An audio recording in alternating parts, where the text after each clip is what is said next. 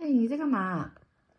我刚刚看到一个很有趣的影片呢，它是在介绍太鲁阁族的刺青，我觉得好酷哦！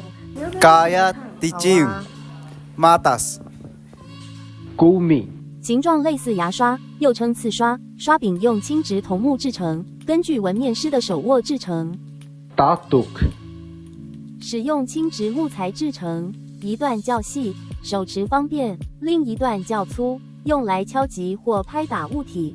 Lapik Tejima 藤条削成扁平形状的藤篾所制，两端用细麻绳绑在一起，形状像是上半部分圆弧。父母决定纹面的时间为占卜而来，纹面师也会透过梦占决定适不适宜。纹面师的工具不能触碰，通常是以物品当谢礼、麻制、衣物、铜锅等等。 Talan 巫医的训练过程中，最重要的是人性、品德修为、仪式祭词，还有主管的年系与否，最后是祖灵的托梦。仪式祭词念诵必须经由传承学习，而不能随意的说出来。